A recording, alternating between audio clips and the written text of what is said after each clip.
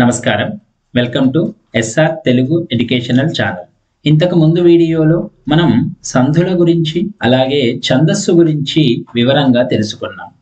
ఈ వీడియోలో సమాసాలకు చెందిన ప్రశ్నలు పాత ప్రశ్న పత్రాలలో ఏ విధంగా అడిగారు, అలాగే మనకు ముఖ్యంగా ఉన్నటువంటి సమాసాలు ఇవే. ఒకటి ద్వంద్వ, ద్విగు, బహువ్రీహి, రూపకం. కేవలం 4 సమాసాలు మాత్రమే ఉన్నాయి. కాబట్టి ఈ 4 సమాసాల నుంచి ఏ విధంగా ప్రశ్నలు అడిగే అవకాశం ఉంది, పాత ప్రశ్నాపత్రాలలో ఎలాంటి ప్రశ్నలు అడిగారు అన్న విషయాలను ఈ వీడియోలో చర్చించుకుందాం. ముందుగా ఒక ప్రశ్నాపత్రంలో సమాసాలకు చెందిన కింది వానిలో 4 ప్రశ్నలకు సరైన జవాబులు గుర్తించి రాయండి అన్నాడు. ఉభయ పదార్థ ప్రధానమైనది ఏ సమాసం? ఉభయ అంటే రెండు కూడా, పద అర్ధ అంటే 2 పదాల యొక్క అర్థానికి ప్రాధాన్యత ఉన్నది. 2 పదాలు అనగానే మనకు గుర్తుకు రావాల్సింది ద్వంద్వ సమాసం. 2 నామవాచకాలే ఉంటాయి కాబట్టి 2 పదాలకు ప్రాముఖ్యత ఉంటుంది అని చెప్పొచ్చు. కింది వానిలో ద్విగు సమాసానికి చెందిన ఉదాహరణ: 1 దశకంఠుడు, డు ఉంది చూడండి.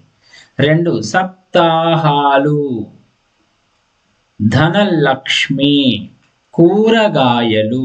మనకెలాగూ కూర కాయ 2 పదాలకు ప్రాధాన్యత ఉంది కాబట్టి ద్వంద్వ సమాసం ఇది. కాబట్టి దశకంఠుడు అంటున్నాడు. దశకంఠుడు, దశకంఠాలు అని వస్తే అప్పుడు 10 కంఠాలు అని ద్విగు సమాసం అనొచ్చు. కానీ ఇక్కడ డు ఉంది కాబట్టి డు అనగానే మరొక అర్థాన్ని సూచిస్తుంది, అన్య పద అర్థాన్ని సూచిస్తుంది కాబట్టి ఇది ద్విగు సమాసము అవ్వదు. దశకంఠుడు ఎవరయ్యా అంటే రావణాసురుడు, మరో పద అర్థాన్ని సూచిస్తుంది. అందుకే ఇది బహువ్రీహి సమాసం అవుతుంది, ద్విగు సమాసం అవ్వదు. ఇక మిగిలింది సప్తాహాలు. సప్త అంటే 7 కాబట్టి సప్తాహాలు కాబట్టి 7 రోజులు అనే అర్థం అనేది ఇక్కడ వస్తుంది. సంఖ్యావాచకం 1, నామవాచకం 2 ఉన్నట్లయితే అది ద్విగు సమాసం అవుతుంది. తర్వాత అవధారణ పూర్వపద కర్మధారయ సమాసం అనగా మనకు ఒక సమాసానికి 2 పేర్లు ఉన్నాయి. అవధారణ పూర్వపద కర్మధారయ సమాసం అంటే రూపక సమాసమే. మనకు రూపకం అని చిన్నగా అంటాం, కానీ దీని పేరు అవధారణ పూర్వపద కర్మధారయ సమాసం. కర్మధారయ సమాసాలలోనే ఇది ఒక రకం. అన్య పదార్థ ప్రధానమైన సమాసం ఏది? ఇంతకు ముందే చెప్పుకున్నాం. అన్య పదార్థం అంటేనే బహువ్రీహి అని గుర్తుకు రావాలి. అన్య పదార్థ బహువ్రీహి. అలాగే సంఖ్యాపూర్వక ద్విగు, ఉభయ పదార్థ ద్వంద్వ, అవధారణ పూర్వపద కర్మధారయమే రూపక సమాసం. అన్య చిత్త ఏ సమాసమో గుర్తించండి. అన్య చిత్త అన్యమైన చిత్తము కలిగినది. ఇక్కడ అన్య చిత్త అన్యమైన చిత్తము కలిగినది కాబట్టి కలిగినది, కలది, కలవాడు అని అర్థం ఎక్కడ వచ్చినా మనకి బహువ్రీహి సమాసం అవుతుంది. కలది, కలవాడు, అన్యమైన చిత్తము గలది, బహువ్రీహి అని అర్థం. ఇది ఈ ప్రశ్నపత్రములో వచ్చినటువంటి సమాసాలకు చెందిన ప్రశ్నలు. తర్వాత మరొక దాంట్లో అన్య పదార్థ ప్రధానమైన సమాసం ఇంతకుముందే వచ్చింది, బహువ్రీహి. పంచాగ్నులు, పంచ అంటే 5 అగ్నులు, 5 సంఖ్య గల అగ్నులు. సంఖ్య వస్తే చాలు ద్విగు సమాసం. సంఖ్యాపూర్వక ప్రాధాన్యత గలది, పైననే ఉదాహరణ వచ్చింది. సంఖ్యాపూర్వక ప్రాధాన్యత మనకి ద్వంద్వ సమాసమా, రూపక సమాసమా, బహువ్రీహి సమాసమా? సంఖ్యాపూర్వకం అంటే ద్విగు సమాసం కదా, కాబట్టి ఇందులో సమాధానం లేదు, ఏదీ కాదు. ద్వంద్వ సమాస లక్షణం ఏంటి? ఉపమానోపమేయాలకు అభేదం చెప్పడం, ఇది రూపక సమాసం. ఉభయ పదార్థ ప్రధానం, ఇది ద్వంద్వ సమాసం. సంఖ్యాపూర్వక ప్రధానం ఇది మనకు ద్విగు సమాసం. అన్యపోదార్థ ప్రధానం అంటే అన్య పదార్థ ప్రధానం. యాక్చువల్గా అన్య పదార్థ ప్రాధాన్యం అంటే ఇదేమో బహువ్రీహి సమాసం ఇక్కడే ఉంది. కాబట్టి మనకు అడిగిన ప్రశ్న ద్వంద్వ సమాస లక్షణం ఏది? ద్వంద్వ సమాస ఉభయ పదార్థ ప్రాధాన్యతనే ద్వంద్వ సమాస లక్షణం.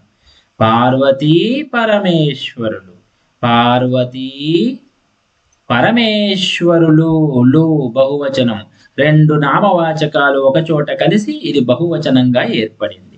పార్వతీ పరమేశ్వరులు రెండు నామవాచకాలు, సమ ప్రాధాన్యత కలిగినటువంటి పదాలు. ఉభయ పదార్థ ప్రాధాన్యత, రెండు పదాలకు ప్రాధాన్యత ఉన్నది, అదే ద్వంద్వ సమాస పదం. ద్విగు అంటే సంఖ్యాపూర్వకం, ఇక్కడే ఉంది. బహువ్రీహి అంటే అన్య పదార్థము, ఇక్కడే ఉంది. రూపక సమాసం అంటే ఉపమానోపమేయాలకు అభేదం చెప్పడం. తర్వాత మరో ప్రశ్న పత్రంలో ఇచ్చినటువంటి సమాసాల ప్రశ్నలు. అన్య పదార్థ ప్రాధాన్యత గలది. అన్య పదార్థము అంటే బహువ్రీహి సమాసం. ఈ అనేది సరైన సమాధానము. విద్యాధనము, విద్యాధనము రెండు పదాలు ఉన్నాయి. ఒకటి విద్య, రెండోది ధనము.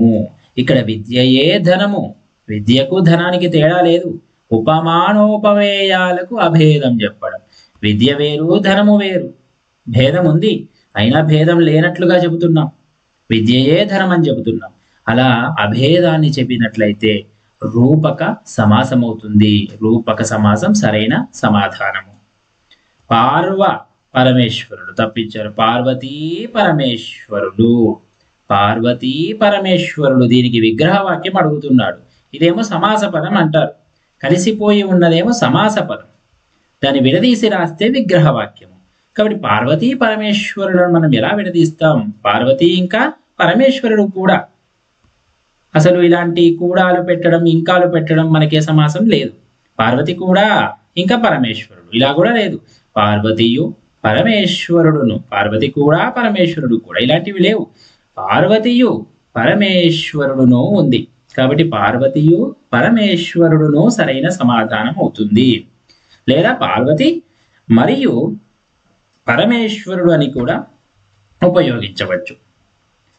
అలాగే రూపక సమాసానికి ఉదాహరణ.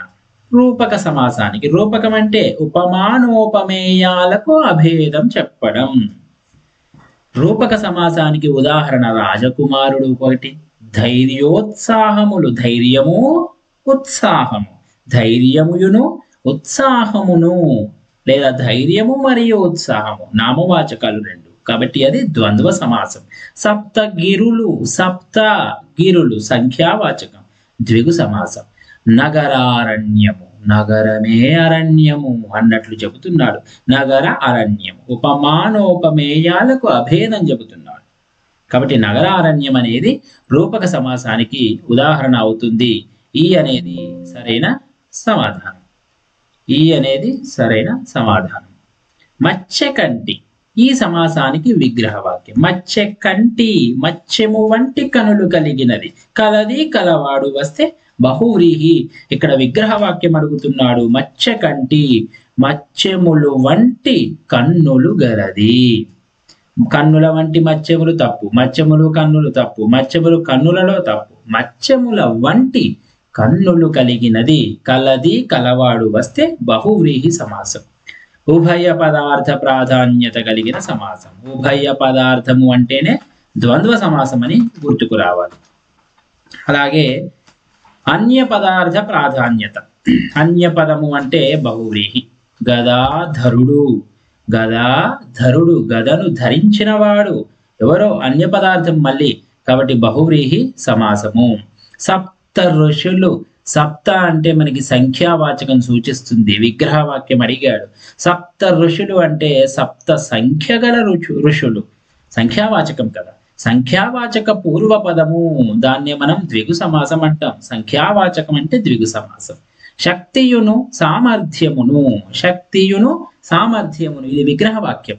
దీనికి సమాస పదం అంటే అది కలిసిపోవాలి. శక్తియును సామర్థ్యమును కలిపితే శక్తి సామర్థ్యాలు అని వస్తుంది. చూడండి, ఇది సరైనది. శక్తి సామర్థ్యాలు.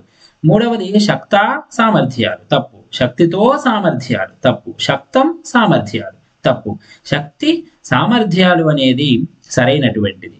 కమలానన సమాసం పేరు. కమలానన, కమలం వంటి ఆననము కలది. ఆననం అంటే ముఖం. కమలం వంటి ముఖం కలది. కలది కలవాడు అనగానే మనకు గుర్తుకు రావాల్సింది బహువ్రీహి. మరి ద్వంద్వ నామవాచకాలు రెండు, ద్విగు సంఖ్యావాచకం, రూపకం ఉపమాన ఉపమేయాలకు అభేదం చెప్పడం.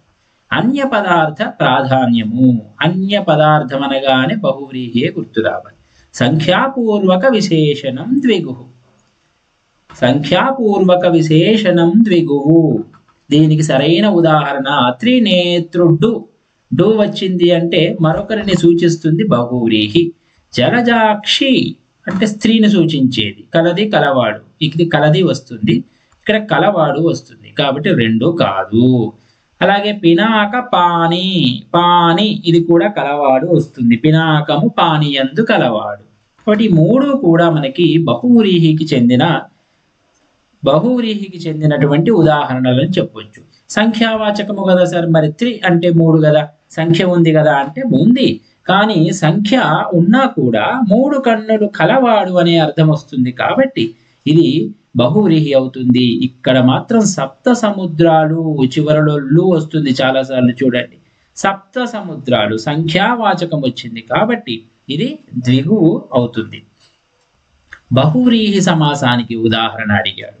అలరుపోడి, భార్యాసుతులు, దశ దిక్కులు, అమ్మలక్కలు. ఇక్కడ చూడండి, అమ్మ అక్క రెండు నామవాచకాలు ద్వంద్వ.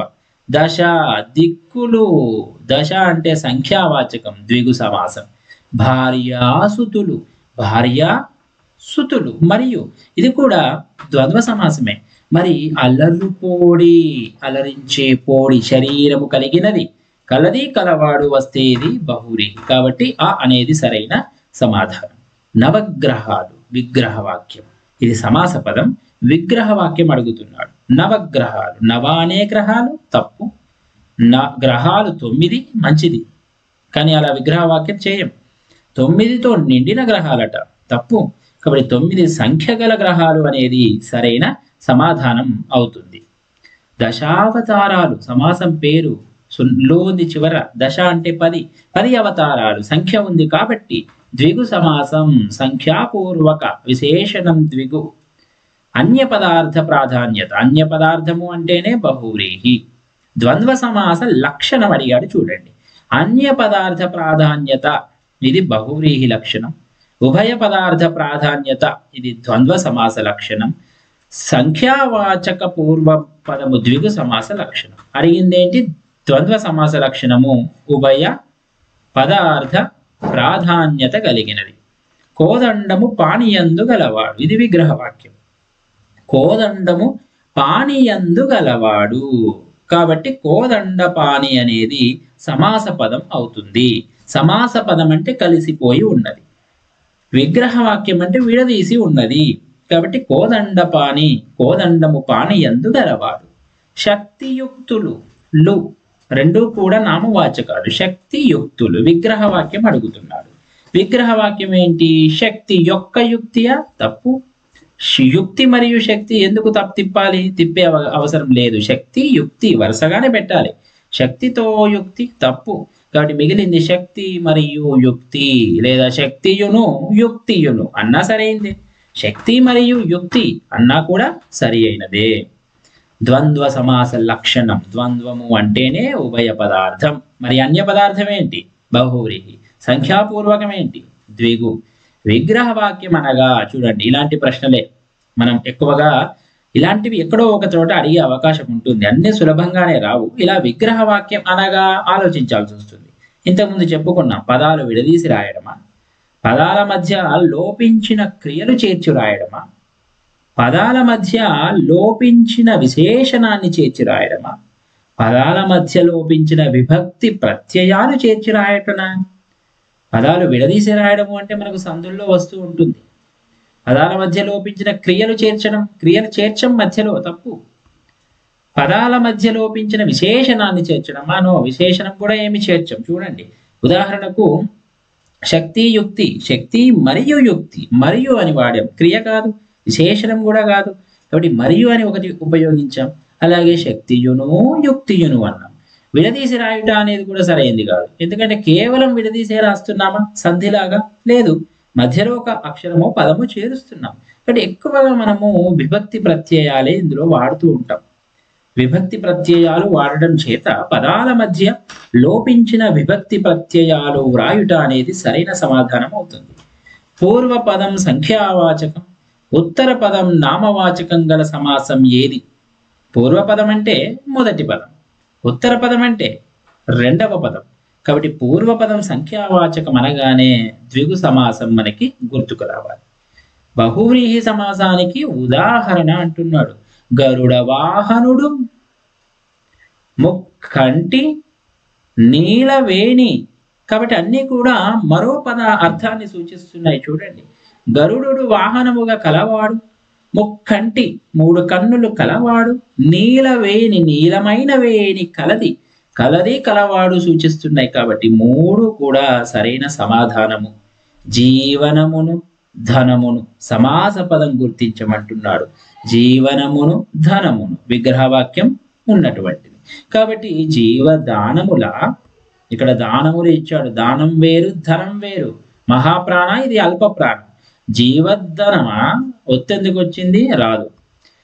మరి జీవైక ధనమా, ఈ ఐక ఎందుకు వచ్చింది? తప్పు. కాబట్టి మనకు సరైనది జీవ ధనములు బహువచనంగా మారింది. రెండు ఏకవచనాలు, జీవనము ధనము కలిపి జీవ ధనములు అని మనకు సమాస పదం అనేది తయారైంది. అలాగే సమాసాలకు సంబంధించి క్రింద ఇచ్చిన ప్రశ్నలలో ఏవేని 4 ప్రశ్నలకు వాటి క్రింద ఉన్న సమాధానాలలో సరైన సమాధానాన్ని గుర్తించి వ్రాయండి. బ్రతుక వచ్చుగాక బహుబంధనములైన, వచ్చుగాక లేమి వచ్చుగాక, జీవధనములైన జడుగాక పడుగాక, మాట తిరుగలేరు మానధనులు. చూడండి ఏ విధంగా అడిగారు. మొత్తం పద్యమంతా దాదాపుగా ఇచ్చేసి ఈ పద్యంలో ద్వంద్వ సమాసం ఉన్న పదం ఏది అంటున్నాడు.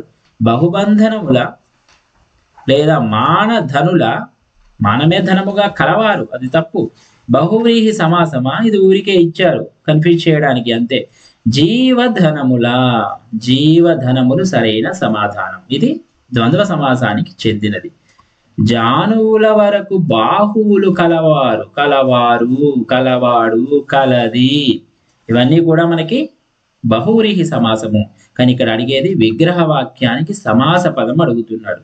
జానువుల వరకు బాహువులు కలవాడు ఎవరయ్యా అంటే జానుబాహువా, బాహుజానువా లేదా అజానుబాహువా?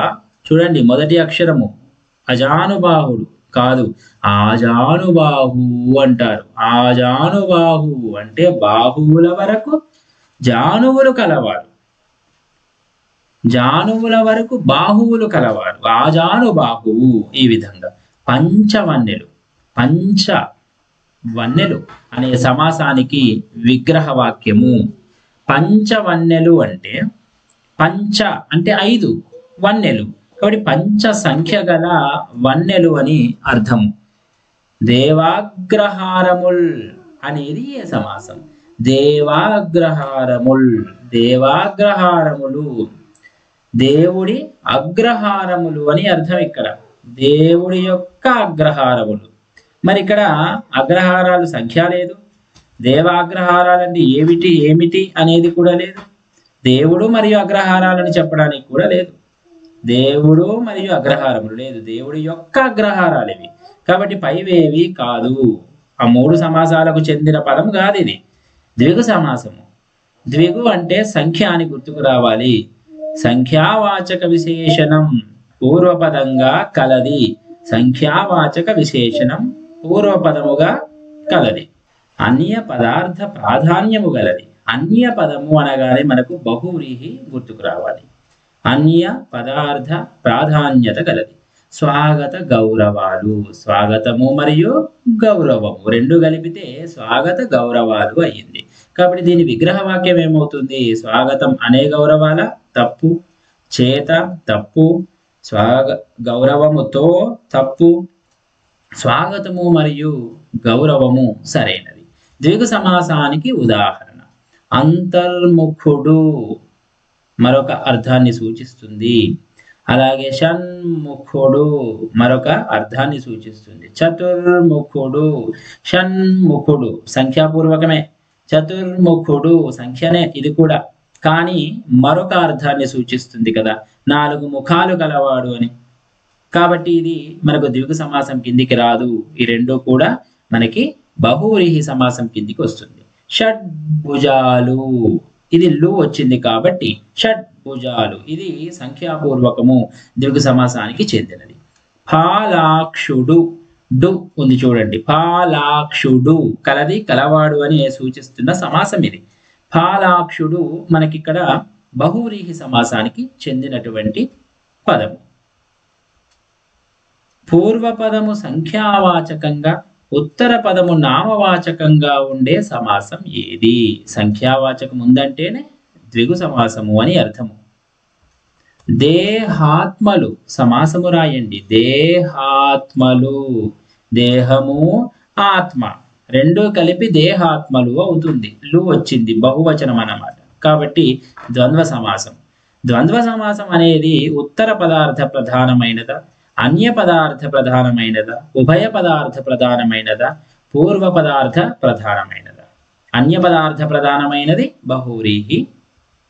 అలాగే మిగతా రెండు ఉత్తర పదార్థ ప్రధానమైనది మనకు లేదు, పూర్వ పదార్థ ప్రధానమైనది కూడా మనకు లేదు. కాబట్టి ఉభయ పదార్థ ప్రధానమైనదే మనకి ఈ సమాసము. క్రింది పదాలలో రూపక సమాసానికి చెందిన పదమేది? రూపక సమాసం. చక్రపాణి బహువ్రీహి, కాంతివార్ధి, ముల్లోకాలు, గురు శిష్యులు, గురువు శిష్యులు ద్వంద్వ, ముల్లోకాలు మూడు లోకాలు ద్విగు, ఇది బహువ్రీహి. ఇది బహువ్రీహి, ఇది ద్విగు, ఇది ద్వంద్వ. కాబట్టి మిగిలింది కాంతివార్ధి, కాంతి అనేది వార్ధి, కాబట్టి రూపక సమాసం. ఉపమానోపమేయాలకు అభేదం చెప్పడం. కాంతి వేరు, వార్ధి వేరు, రెండింటినీ ఒక చోట కలిపి కాంతియే వార్ధి అన్నట్లుగా చెబుతున్నాం. అన్య పదార్థ ప్రాధాన్యత కలిగింది, బహువ్రీహి. ద్వంద్వ సమాసం అనగా ఉభయ పదార్థ ప్రాధాన్యత కలది. అన్య పదార్థ ప్రాధాన్యత గలదేంటి? బహువ్రీహి. ద్వంద్వ సమాసానికి ఉదాహరణ ముక్కంటి అంటే బహువ్రీహి. కొత్త వాట కాదు, కోటి తెలుగు కుర్రలు, కోటి తెలుగు కుర్రలు కాదు, అర్ఘ్యపాద్యములు, అర్ఘ్యముయును పాద్యముయును, ఇవి ద్వంద్వ సమాసానికి చెందిన పదము. కింది వానిలో రూపక సమాస లక్షణం. సంఖ్యాపూర్వకం అంటే ద్విగు, అన్య పదార్థ బహువ్రీహి, ఉభయ పదార్థ ద్వంద్వ. ఉపమాన ఉపమేయమునకు అభేదం చెప్పునది, తేడా లేనట్లు చెప్పేది రూపక సమాసం అవుతుంది. సంఖ్యాపూర్వకాలు. సంఖ్యాపూర్వకం అంటే ద్విగు సమాసం. రూపక సమాసానికి ఉదాహరణ చిగురుబోడి బహువ్రీహి, వనజనేత్ర బహువ్రీహి, ముక్కోటి దేవతలు, ముక్కోటి దేవతలు ద్విగు సమాసము. ముక్కోటి అంటే 3 కోట్ల మంది సంఖ్య వస్తుంది కాబట్టి. చినుకు పూలు, పూలు చినుకులలాగా, పూలను చినుకులను ఒక చోట వేసి చెబుతున్నాడు, భేదమే లేనట్లుగా, కాబట్టి రూపక సమాసం అవుతుంది. మత్స్యముల వంటి కన్నులు గలది విగ్రహవాక్యం ఏంటి? మత్స్యముల వంటి కన్నులు గలది మత్స్యకంటి అవుతుంది. ఇవి ఇంతవరకు మనకు పరిచయమైనటువంటి ఉదాహరణలు. ఈ విధంగా మనకు MCQs రూపంలో మనకు ఈ 4 సమాసాల నుండి ఇలా ప్రశ్నలు వస్తాయి. వీటిని బాగా అర్థం చేసుకుంటే సరిపోతుంది. దాదాపు అన్ని సమాసాల గురించి వివరంగా వచ్చాయి. వీటిని మరొకసారి బాగా చూసి అర్థం చేసుకోవడానికి ప్రయత్నించండి. మీకు అనుమానాలు ఏమైనా ఉంటే కామెంట్ రూపంలో తెలియజేయడానికి ప్రయత్నించండి. కాబట్టి 4 మార్కులకి 1 మార్కు కూడా పోకుండా 4కి 4 సంపాదించడానికి ప్రయత్నించండి. ధన్యవాదాలు.